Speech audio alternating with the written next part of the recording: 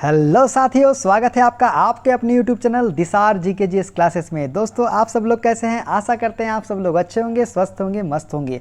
दोस्तों, जैसा कि आपको पता है, हम रेलवे प्रीवियस ईयर साइंस के क्वेश्चन आपको करवा रहे हैं प्रैक्टिस सेट के द्वारा, जिसमें दोस्तों ये बायोलॉजी का प्रैक्टिस सेट 5 होने वाला है। इसके पहले हमने बायोलॉजी के प्रैक्टिस सेट 4 आपको करवा दिए हैं। यदि आपने वह वीडियो नहीं देखा है तो जाके उस वीडियो को देख सकते हैं। इसके लिए हमने अलग से प्लेलिस्ट आपके लिए बना दी है। दोस्तों, वीडियो अच्छा लगे वीडियो को लाइक कीजिए, शेयर कीजिए, कमेंट कीजिए और चैनल पे नए हैं दोस्तों चैनल को सब्सक्राइब जरूर कर लीजिएगा। दोस्तों, देखते हैं आज का पहला क्वेश्चन, जो कि आपके स्क्रीन पे ये रहा। पहला क्वेश्चन, होमो सेपियंस शब्द किसके द्वारा दिया गया था? ऑप्शन नंबर ए है C Linnaeus, option B Darwin, option C Miller या option number D G J Mendel. तो इसका राइट आंसर क्या हो जाएगा दोस्तों? Carolus Linnaeus. लिनियस के द्वारा होमो सेपियंस शब्द दिया गया था। स्वीडन के जीव वैज्ञानिक जो थे कैरोलस लिनियस द्वारा होमो सेपियंस आधुनिक मानव वैज्ञानिक नाम शब्द दिया गया था। बात करें दोस्तों वैज्ञानिक और वैज्ञानिक नाम की, तो मानव का क्या है दोस्तों? होमो सेपियंस। बिल्ली की बात करें तो फेलिस कैटस, मेंढक राना टिग्रिना। सरसों की बात करें ब्रेसिका कंप्रेस्टिस। धान की बात करें ओराइजा सटाइवा। गेहूं की बात करें टिट्रिक्रम एस्टिवम। और आम की बात करें दोस्तों तो मैग्नीफेरा इंडिया या इंडिका भी इसे कहा जाता है, आम का वैज्ञानिक नाम है। देखते हैं दोस्तों नेक्स्ट क्वेश्चन, सब्जियों, फलों और फूलों जैसी उच्च मूल्य वाली फसलों की खेती को क्या कहा जाता है? ऑप्शन नंबर ए है सेलीकल्चर, ऑप्शन बी है पीसीकल्चर, ऑप्शन सी एपीकल्चर या ऑप्शन नंबर डी हॉर्टिकल्चर। तो इसका राइट आंसर क्या हो जाएगा दोस्तों? Option number D horticulture. सब्जियों, फलों और फूलों जैसी उच्च मूल्य वाली फसलों की खेती को क्या कहा जाता है? तो हॉर्टिकल्चर कहा जाता है दोस्तों। हॉर्टिकल्चर की बात करें दोस्तों तो हॉर्टिकल्चर विज्ञान की वह शाखा है जिसमें अनाज, फूलों और पौधों को उगाने से लेकर उसके व्यापार तक का अध्ययन किया जाता है। हॉर्टिकल्चर मानव उपयोग के लिए इस्तेमाल होने वाले पौधों के विज्ञान, तकनीक और विपणन से जुड़ा क्षेत्र है। इसमें 2 भाग खाद्य, फल, सब्जी, अनाज तथा अखाद्य फूल पौधों के रूप में जाना जाता है। ये आपको याद रखना है। देखते हैं नेक्स्ट क्वेश्चन, मानव कोशिका में ग्लूकोज के विघटन के द्वारा ऊर्जा का निर्माण होता है। ग्लूकोज के विघटन के लिए इनमें से किसकी आवश्यकता होती है? ऑप्शन नंबर ए है oxygen, option B carbon dioxide, option C nitrogen या ऑप्शन नंबर डी हाइड्रोजन। तो इसका राइट आंसर हो जाएगा दोस्तों ऑप्शन नंबर ए ऑक्सीजन। मानव कोशिकाओं में ग्लूकोज के विघटन द्वारा ऊर्जा का निर्माण होता है।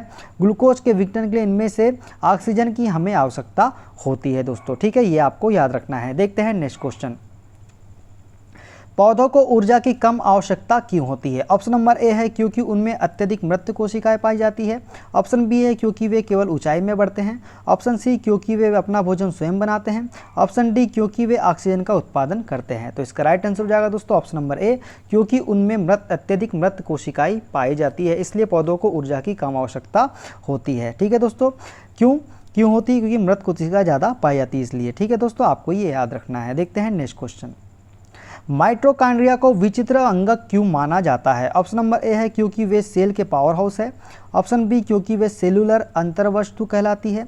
ऑप्शन सी है क्योंकि वे सूक्ष्म जीवों को पचा सकते हैं या ऑप्शन नंबर डी है क्योंकि इनमें राइबोसोम और डीएनए होते हैं। तो इसका राइट आंसर हो जाएगा दोस्तों ऑप्शन नंबर डी, क्योंकि इनमें राइबोसोम और डीएनए होते हैं, इसीलिए माइटोकॉन्ड्रिया को विचित्र अंगक माना जाता है। ठीक है दोस्तों, ये आपको याद रखना है। देखते हैं नेक्स्ट क्वेश्चन, पादपों में अपशिष्ट उत्सर्जन की प्रक्रिया के संबंध में इनमें से कौन सा कथन सही है? ऑप्शन नंबर ए, पादप जो है मिट्टी में अपशिष्ट पदार्थों का उत्सर्जन नहीं करते। ऑप्शन बी है कार्बन डाइऑक्साइड प्रकाश संश्लेषण में उत्पन्न एक अपशिष्ट उत्पाद है। ऑप्शन नंबर सी है पादपों में अतिरिक्त जल को स्थानांतरण द्वारा निकाल दिया जाता है। या ऑप्शन नंबर डी है कुछ पौधों में अपशिष्ट उत्पाद राले रेजिन के रूप में संचित होते हैं। तो कौन सा कथन सही हो जाएगा दोस्तों? ऑप्शन नंबर डी हो जाएगा सही आंसर। कुछ पौधों में अपशिष्ट उत्पाद राले रेजिन के रूप में संचित होते हैं, ये कथन क्या हो जाएगा? सही हो जाएगा। बात करें दोस्तों पादपों में अपशिष्ट उत्सर्जन प्रक्रिया के अंतर्गत कुछ पौधों में अपशिष्ट उत्पाद रॉल या रेजिन के रूप में संचित होते हैं। पादप जो है दोस्तों मिट्टी में अपशिष्ट पदार्थों का उत्सर्जन करते हैं। ऑक्सीजन प्रकाश संश्लेषण का एक उप उत्पाद है, ये भी आपको याद रखना है। देखते हैं नेक्स्ट क्वेश्चन, किस एंजाइम को पाचन प्रक्रिया में अपना कार्य करने के लिए हाइड्रोक्लोरिक अम्ल की उपस्थिति की आवश्यकता होती है? ऑप्शन नंबर ए है एमाइलेज, ऑप्शन बी है लाइपेज, ऑप्शन सी है ट्रिप्सिन या ऑप्शन नंबर डी है पेप्सिन। तो इसका राइट आंसर बताइए दोस्तों क्या हो जाएगा? Option number D pepsin. Pepsin enzyme को पाचन प्रक्रिया में अपना कार्य करने के लिए हाइड्रोक्लोरिक अम्ल की उपस्थिति की आवश्यकता होती है, ये आपको याद रखना है। पेप्सिन एंजाइम की बात करें दोस्तों भोजन में पाए जाने वाले प्रोटीन का पाचन करती है पेप्सिन एंजाइम, ये अभी आपको याद रखना है। देखते हैं नेक्स्ट क्वेश्चन। जीन खालिस्तान की गतिविधियों के माध्यम से लक्षणों को नियंत्रित करते हैं। ऑप्शन नंबर ए है गुणसूत्रों के माध्यम से, ऑप्शन बी युग्मकों, ऑप्शन सी हार्मोनों, या ऑप्शन नंबर डी एंजाइमों। तो इसका राइट आंसर हो जाएगा दोस्तों ऑप्शन नंबर सी हार्मोनों। जीन जो है हार्मोनों की गतिविधि के माध्यम से लक्षणों को नियंत्रित करते हैं। ठीक है दोस्तों, जीन जो है दोस्तों आनुवांशिकता की मूलभूत इकाई है, ये भी आपको याद रखना है। जीन जो है आनुवांशिकता की मूलभूत इकाई है, जिनके कारण ही हमारे आनुवांशिक विशेषताओं की जानकारी होती है। जब जीन के डीएनए में स्थायी परिवर्तन होता है तो उसे उत्परिवर्तन कहा जाता है, ये भी आपको याद रखना है। देखते हैं नेक्स्ट क्वेश्चन। निम्नलिखित में से कौन सी जीवधारियों के वर्गीकरण की मूल इकाई है? ऑप्शन नंबर ए है वंश, ऑप्शन बी गण, ऑप्शन सी जाति, या ऑप्शन नंबर डी कुल। तो इसका राइट आंसर क्या हो जाएगा दोस्तों ऑप्शन नंबर सी जाति। जाति जो है जीवधारियों के वर्गीकरण की मूल इकाई है। बात करें दोस्तों जाति की, तो वर्गीकरण की मूल इकाई क्या है? जाति अर्थात स्पीसीज है। क्या है? स्पीसीज है। जाति अर्थात स्पीसीज को उन जीवों के समुद्र के रूप में परिभाषित किया गया है जिनकी सामान्य विशिष्ट विशेषताएं हैं जो उन्हें दूसरों से अलग करती है। यह वर्गीकरण की सबसे छोटी इकाई है। बात करें दोस्तों वंश या जीनस की, तो बहुत सी जातियां मिलकर वंश बनाती है। वंश का नाम लैटिन भाषा में होता है, जैसे ब्रेसिका। कुल की बात करें दोस्तों, कुल मतलब फैमिली की, तो वंश के समूह को एक कुल में रखा जाता है। कुल में वही वंश आते हैं जो उसके लक्षणों से सही मेल खाते हैं। बात करें गण की, तो इसके अंतर्गत एक गण के मुख्य लक्षणों से मिलते हुए कुल पाए जाते हैं। ये आपको याद रखना है। देखते हैं नेक्स्ट क्वेश्चन। यह एक निश्चित आकृति का एक कोशिकीय जीव है जिसमें भोजन ग्रहण करने के लिए एक विशिष्ट स्थान होता है और अपने भोजन को उस स्थान तक ले जाने के लिए रोम जैसी संरचनाएं, जिन्हें पक्षमाभिबा सिलिया कहा जाता है, का प्रयोग करता है। इस जीव का नाम बताइए। ऑप्शन नंबर ए है euglena, option B paramecium, option C plasmodium, या ऑप्शन नंबर डी जू। तो इसका राइट आंसर हो जाएगा दोस्तों option number B paramecium.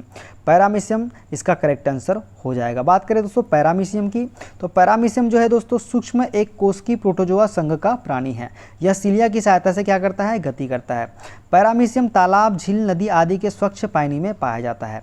Euglena एक कोशिकीय प्रोटोजोआ संघ का प्राणी है। इसे जंतुओं और पादपों के बीच योजक कड़ी कहते हैं। किसे? यूग्लिना को। इसमें हरित लवक पाया जाता है। किसमें? यूग्लिना में। देखते हैं नेक्स्ट क्वेश्चन।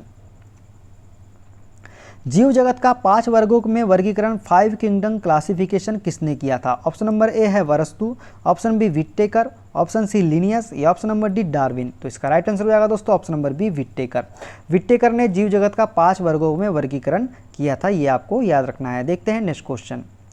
जीवों के वैज्ञानिक नामकरण की पद्धति किसके द्वारा शुरू की गई थी? ऑप्शन नंबर ए है एंजल कैब्रेरा, ऑप्शन बी जॉर्ज कैली, ऑप्शन सी एल्केसिस कैरल, या option number D Carolus Linnaeus. तो इसका राइट आंसर क्या हो जाएगा दोस्तों? इसका राइट आंसर हो जाएगा option number D Carolus Linnaeus. जीवों के वैज्ञानिक नामकरण की पद्धति किसके द्वारा शुरू की गई थी? तो कैरोलस लिनियस के द्वारा शुरू की गई थी। कब की गई थी? तो ये दोस्तों की गई थी 1753 ईस्वी में। जीवों की द्विनाम पद्धति को प्रचलित किया, इसलिए इन्हें वर्गीकरण का जन्मदाता कहा जाता है। किसे? कैरोलस लिनियस को टैक्सोनॉमी का जन्मदाता कहा जाता है। इस पद्धति के अनुसार प्रत्येक जीवधारी का नाम लैटिन भाषा के 2 शब्दों से मिलकर बनता है। पहला शब्द वंश को वंश नाम और दूसरा शब्द क्या है? जाति नाम कहलाता है।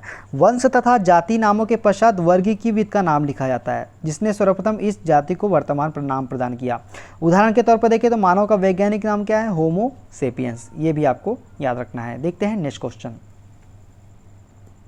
बिना कोशिका भित्ति वाले बहुकोश की प्राणियों को निम्न में से किस समूह के अंतर्गत रखा जाता है? ऑप्शन नंबर ए है animalia, option B plantae, option C monera, या ऑप्शन नंबर डी प्रोटिस्टा। तो इसका राइट आंसर क्या हो जाएगा दोस्तों? Option number A animalia. Animalia को जो है ये बहुकोश की प्राणियों को के समूह के अंतर्गत रखा जाता है। बिना कोशिका भित्ति वाले किसको? एनिमिलिया को।